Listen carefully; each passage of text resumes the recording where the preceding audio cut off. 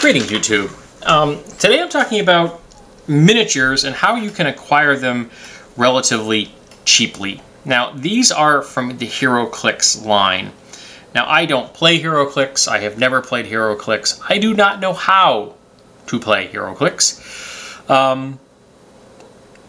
But I was at a comic book shop and they had a big box of them. It was like 3 feet by 2 feet. Just hundreds of miniatures. And so I picked through it for a bit and I found these 5 I like. And the guy was selling them for $1 a piece. So for $1, I got some really decent miniatures that I had almost no investment in. Now somebody painted some of these. They put some additional painting on here because I found a number of this particular figure and all of them had different colors, so I think they had different factions and they had painted them up like that. But this is awesome for a steampunk setting, or a golem or a construct of some variety. If you don't want to do steampunk, it's got big hammers here, big sword there. And obviously, this being Heroclix, this means something. You turn these around, the numbers mean things. I don't know what they mean. I really don't. But that's what the bases are for, their identification.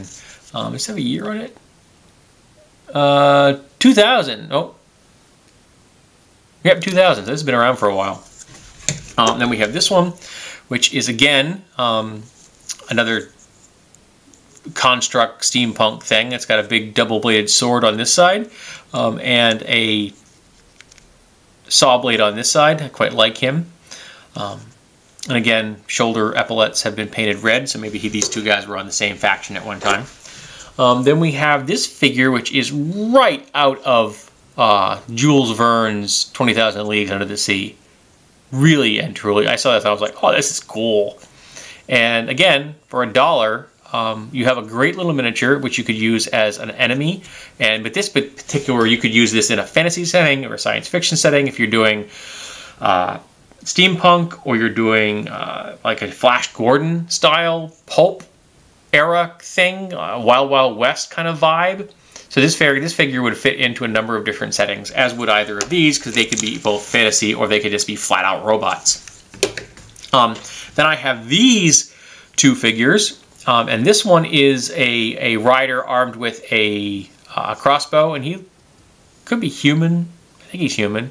And again, colored, so he's probably coordinated to some faction. And he's got a big saw blade here, kind of a tail stinger variety. So you get this vaguely scorpion-looking thing going on there with big blades in the front, painted red to show that they've been used against the enemy, and a hexagonal leg system. So it's kind of cool. I like that insect vibe. And then we have this guy who, to my mind, he probably had wings at one time. Or maybe they don't need wings. Because I don't see a place to put wings on this thing. So this may be just like a hover vehicle. This is obviously some kind of exhaust. So this may just be a hover bug. This just looks like a bug. It's got 6 wings, big mandibles, eyes, nice spikes here. I like the spikes. And he is armed with a trident. And though I've got to tell you, a melee weapon on the back of this thing seems to be less than ideal. The other guy has the crossbow, makes more sense. Maybe this is a magic trident that fires energy blasts or something. But yeah, you could use this in science fiction or fantasy. I don't know what he's supposed to be. He's got a helmet that covers his head completely, so he could be a human, could not be. But he's got the build of human. And again, colored for some kind of faction or other, of one size or another. And I like the little colored accents here.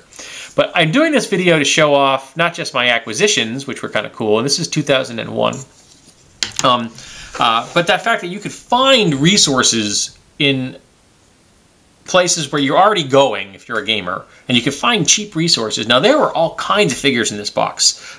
Straight up fantasy, steampunky, science fiction, and superhero stuff. So you could use these to pick up a bunch of droogs. You drop $20, you get 20 figures all ready to go. That could definitely flesh out, your collection that you need, and you're not out a lot of pocket money. And I saw another place I was at yesterday, a Myriad Games in Nashua, New Hampshire, and they were selling, I think it was like 5 or 6 miniatures. They were all superheroes for $8, so a little bit more than $1 a piece. And they grouped them in boxes. So you also got the plastic box to go with them for storage, which was nice. I don't have anything to put these in. But I will find something to put them in. But yeah, I definitely thought that these guys were cool. And for this price, I think that they're definitely worth your time to look into that kind of a thing. Maybe you can find somebody selling a Heroclix collection on online or on Craigslist or something, and you could definitely invest in something like that, and you're going to be able to pick and choose and find things that you could probably use, and then you sell the rest or you give them to some friends. Maybe a group can pitch in and buy a lot together. But these have been around long enough that they're starting to make it onto the market as really cheap. These are 13, 14 years old, but they're still functional as miniatures and useful as a GM to throw something at the characters that they may not necessarily be prepared for. And that's always a cool thing to do. So there you go, folks. Just an idea of a resource that you can use for finding accessories for your game.